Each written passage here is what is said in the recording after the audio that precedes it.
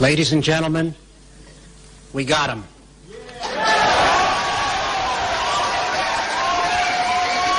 Down goes Herschel Walker. Yes, that's right. It appears that this erection that was about the people got a little deflated. Fun times. All right, so we'll give you the details here. Georgia voters had a chance to, pick their representative, their senator, and they have spoken, and they have chosen to re-elect Reverend Raphael Warnock. So that's great. The special election in Georgia ended with Warnock winning 51.4% of the state's votes to Walker's 48.6%. So Walker, interestingly enough, and this is, maybe it's because this is such a low bar now, but Walker gave a concession speech because he actually conceded. There's no excuses in life, and I'm not going to make any excuses now because we put up one heck of a fight. And I said, that's what we got to do, because this is much bigger. This is much bigger than Herschel Walker. And I told someone this the other day. I said, you guys, I've done a lot of stuff. You talk about Heisman Trophy, you talk about all the athletic awards, business awards I won. But the best thing I've ever done in my whole entire life is run for the Senate seat right here. That's the best thing you've ever done in your life? Lose? I mean, okay. Sure, if that's if that's what you're going with, all right. But hey, look, I think this is most notable because here's a Republican that didn't actually claim voter fraud after he lost. Wow. Again, how low is the bar when you actually have to be surprised that a Republican candidate, supported by Donald Trump, by the way, did not claim voter fraud and actually conceded when he lost? Wow. Yes, he met the bar. It's a low one, but by God, he met it. He met it. Now, look, Herschel Walker was a walking disaster of a campaign. There was so much in his campaign that was just a train wreck to watch. Look, for example, he didn't even live in Georgia. He admitted it. That's a segment I didn't get to. All right. Where he actually admitted, oh, yeah, I actually live in Texas, but I'm here to represent Georgia because I live here. Wait, you just admitted that you didn't. But look, all of that got drowned out by the other insane things that he says that, about the werewolves and the vampires and, just, again, the good air floating over to China and the bad air coming from China. I mean, it's just, there was so much there that was absolutely ridiculous. But what I think we can learn from this is that some of those stories that came out about Herschel Walker actually had an impact. Why don't we get to that? Look, he had undisclosed children while, claiming that, the black fathers, they got to give back to the community and be fathers. Okay, why don't you start? Why don't you start by being a father? And look, his son, Christian, who, by the way, is not a great person, he's even calling out his father and saying, no, you were terrible. All the horrible things that you did to me, to my mother, to everyone else that we found out in the media. You're a disaster. You're a joke. And then, of course, you had the abortion scandals, paying for abortions, yet claiming to be, of course, pro-life, and then wanting to ban women from getting abortions. And then, of course, the numerous accusations of domestic violence and just unhinged behavior by Herschel Walker. Then there were, of course, questions about his mental fitness, all that. But what's messed up about it all is still how close the election it was. 1.7 million people voted for Herschel Walker. What? I mean, they looked at him and they said, no, that's my guy. Oh, yeah, no, the vampires and werewolves? Oh, yeah. Oh, great. So, look, there's a couple of reasons that I think that this is the case. I think number one is Republican voters have this weird... I mean, you may have noticed this phenomena when you have Republicans that have done pretty heinous things. You know, you've had like the Mark Sanford. You had just other Republicans that have had, you know, affair after affair. Newt Gingrich, another example. Donald Trump, and they have this thing where it's a redemption arc, if you will. And we always wonder on the left, like, wait a minute, this person said and did terrible things, maybe just even recently, and yet he comes back, or they come back, and you just accept them back again. And it's because they have their redemption in Jesus.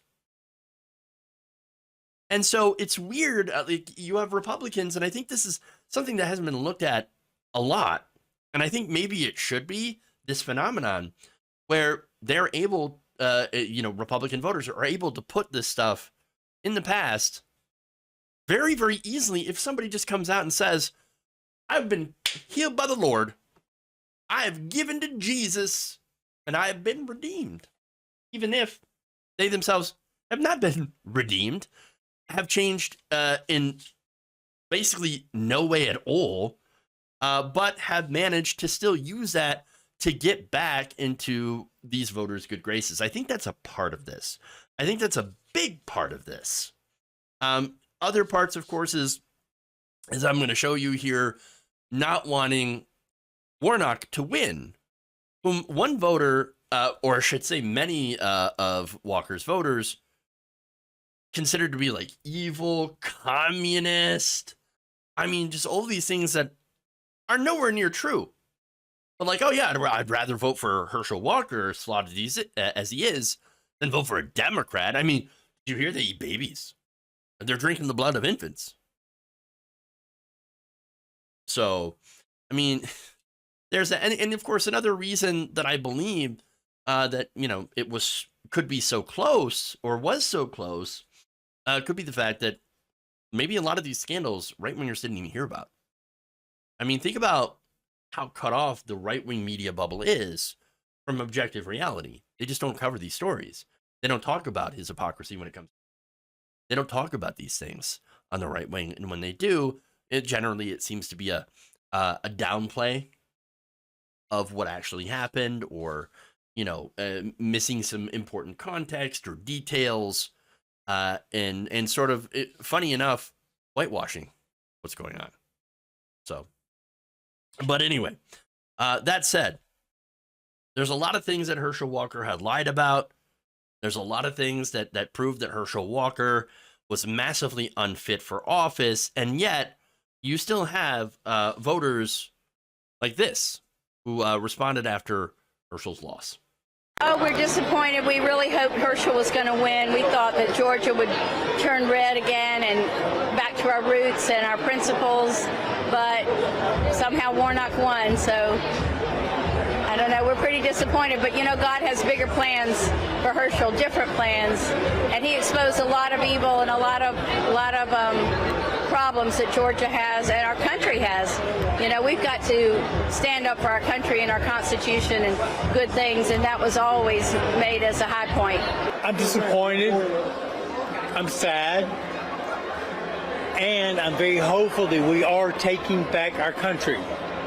Tonight was a big loss, but it's not the loss. We are not going to give up to communism. Absolutely not going to give up to communism. We're not going to give up to communism. Herschel Walker exposed a lot of evil. How? What? In what reality? Again, I don't know. Maybe he's talking about the werewolves and vampires. There's evil there, but nowhere else. I mean, again, they live in a completely different reality. Insanity. That said, I think this is a significant win.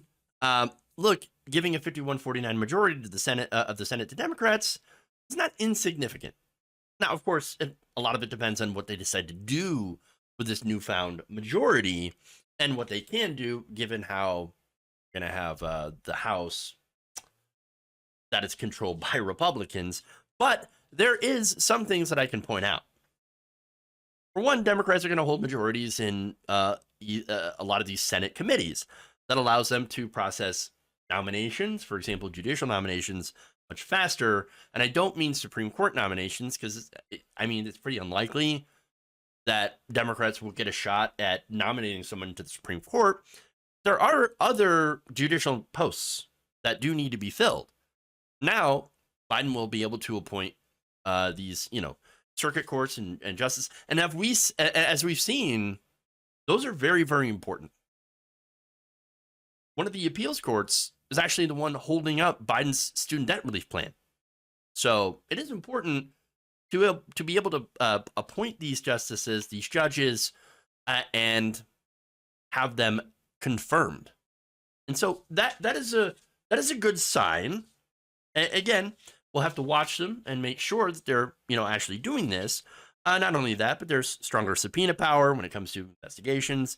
For example, the Mar-a-Lago investigation when it comes to stolen documents, significant.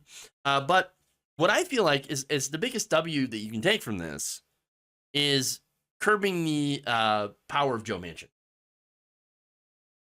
Remember, Joe Manchin was essentially running the Biden presidency for the last couple of years. Everything had to go through Joe Manchin. In this case, look, Raphael Warnock, yeah, he might not be as leftist as I'd like, for sure.